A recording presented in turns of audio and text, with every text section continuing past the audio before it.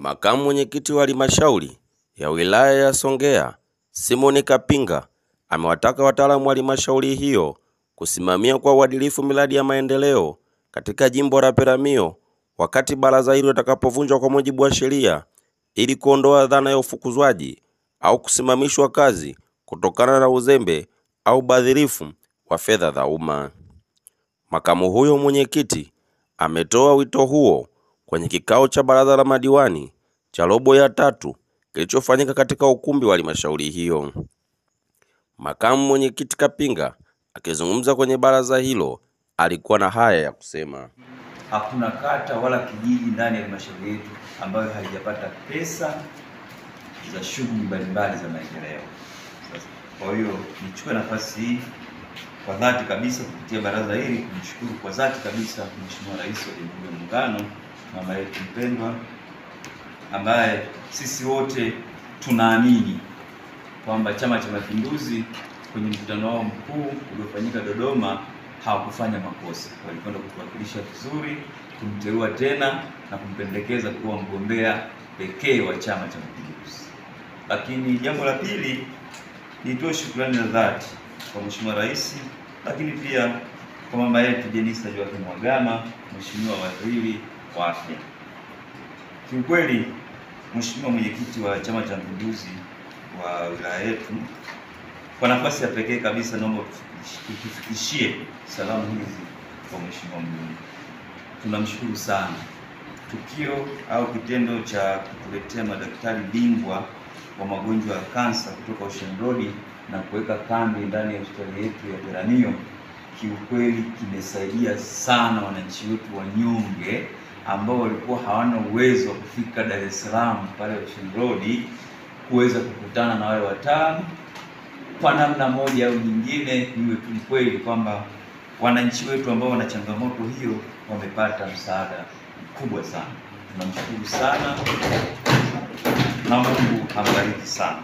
Naomba kufikishie taarifa hizi za upendo kabisa kutoka kwa wananchi wa mkoa wa Ruvuma kwa ujumla, kwa namna ambavyo tumefarijika. Tunaomba aendelee na moyo huo kutusaidia.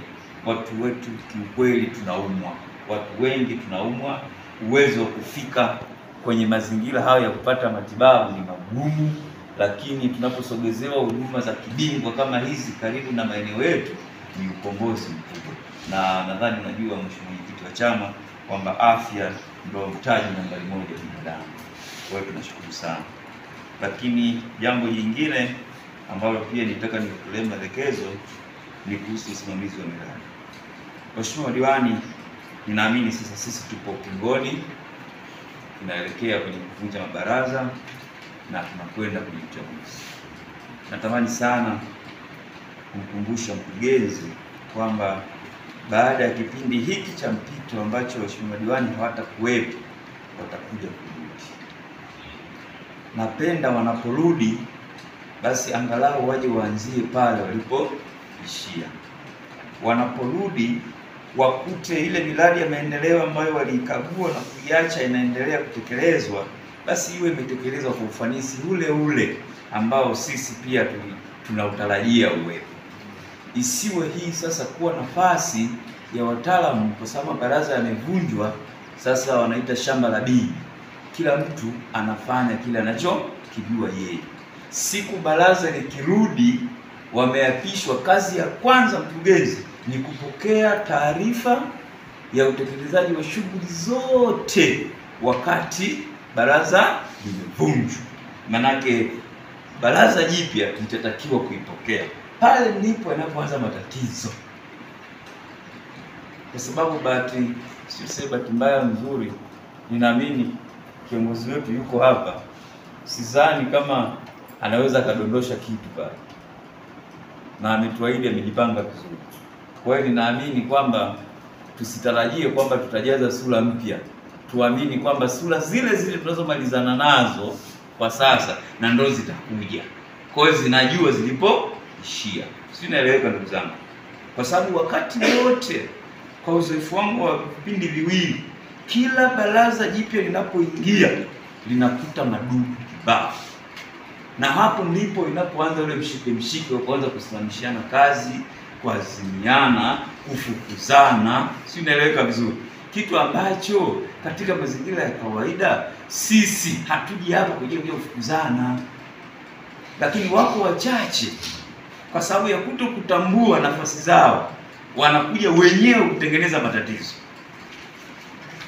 Kuna wengine, niwe mkweli, kuna wakati mtu anatengeneza matatizo, akishajua ana tatizo anaanza kutafuta namna gani waheshimiwa fulani na fulani wasirudi, kwa sababu anajua wakirudi yeye ameshaharibu.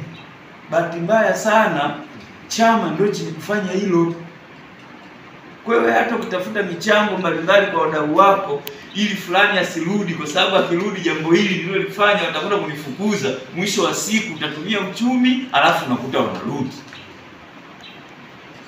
Niwaombe kila mmoja asimame kwenye nafasi yake.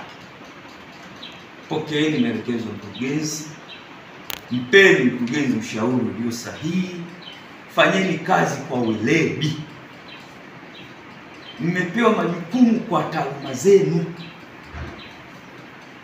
Wewe ni afisa mipango, wewe mwingine ni afisa utumishi, wewe mwingine ni injinia, mwingine si maendeleo ya jamii, si mwingine si afisa biashara. Unataka kusubiri taaluma yako uje ushikiliwe fimbo na diwani ambayo yeye hajasomea hiyo taaluma ambayo wewe unaisimamia.